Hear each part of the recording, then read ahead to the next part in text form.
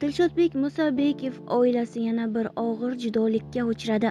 Assalomu alaykum hurmatli tomoshabin, kanalimizga xush kelibsiz. Videoroliklarimiz ostida bir dona like hamda podpisatsiya tugmachalarini bosib qo'yishni yodingizdan chiqarmang. Ba'zi insonlar kuldirib yashaydi, ammo o'z dardini ichiga yutib ketadi.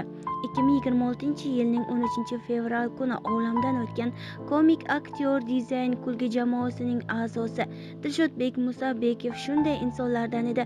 U otasining janozasi kuni ham konsert bergan, tomoshabinlarga kulgi ulashgan, lekin bu sahnaga qanday qiyinchiliklar bilan yetib kelgani ko'pchilikka qorong'u. Har bir insonning hayotida og'ir damlar bo'ladi.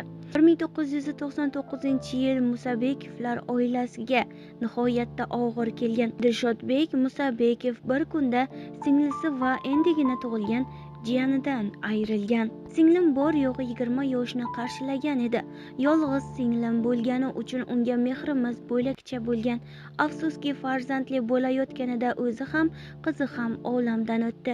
Ota-onam qattiq kuyinishdi. Hatto otam xastalanib ham qoldi.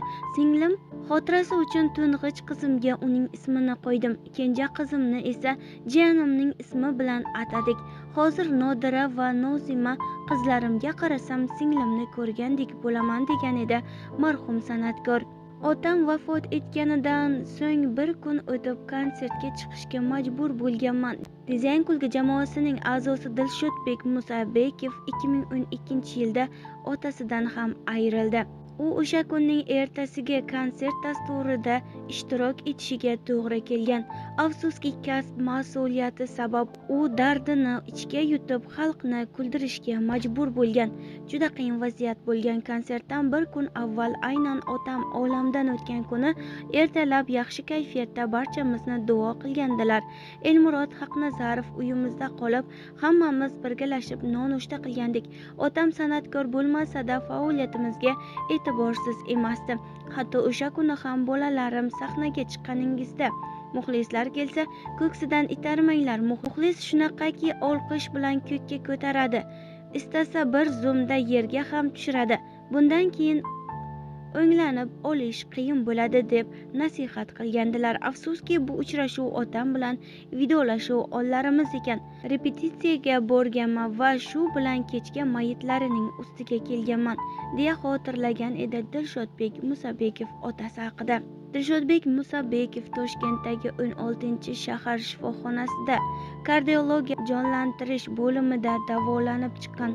U shundan so'ng 24-yanvar sanasida Umra safariga yo'l olgan. U safardan oldin yaqin qiziqchi do'stlariga video xabar orqali shunday degan: "Hurmatli aziz qadrdonlarim, Allohning inoyati chaqirig'i izni bilan safarga chiqdik. Hammasi yaxshi. Hammangizni Allohning roziligi uchun yaxshi ko'raman. Mabodo tilim bilan ozor bergan bo'lsam, meni kechiringlar. Yetib borganimdan so'ng hammangizning haqqingizga duo qilaman. Salomingizni payg'ambarimiz Muhammad alayhissalomga yetkazib qo'yaman. O'zingizni ehtiyot qiling. Boringizga shukr, hammangizni yaxshi ko'raman. Jigarlarim, meni sizlardan boshqa yaqinim yo'q." 2026-yilning 13-fevral sanasida musulmonlar uchun muborak juma kunida dizayn kulgi jamoasi a'zosi Dilshodbek Musabekovning vafot etgani haqida xabarlar internetda tarqala boshladi. Qiziqchi Umra safaridan qaytganida 3 kun bo'lgan. Shifoxonada yotganida peshin namozidan so'ng joni uzilgan. Marhumning janozasi 14-fevral kuni Toshkentda Bo'ta buva masjidida o'qildi. Aktyorni so'nggi manzilga kuzatish uchun uning yaqinlari, hamkasblari va muxlislari, minglab insonlar yig'ildi. Dilshodbek Musabekov nega Hindistonda davolanmadi? Dilshodbek Musabekov dizayn jamoasining so'nggi konsertidan keyin Hindistonga borib davolanishi kerak edi, ammo operatsiya uchun yig'ilgan mablag'ni o'zining sog'ligi uchun emas, yaqinlarining muqaddas ziyorati uchun sarfladi. U 10 dan ziyod do'stu birodarlariga Umra safariga yo'llanma hadya qilgani haqida Samandar Hamroqulov gapirib bergan, deyiladi xabarda. Biz bilan qoling va kanalimizni kuzatib boring.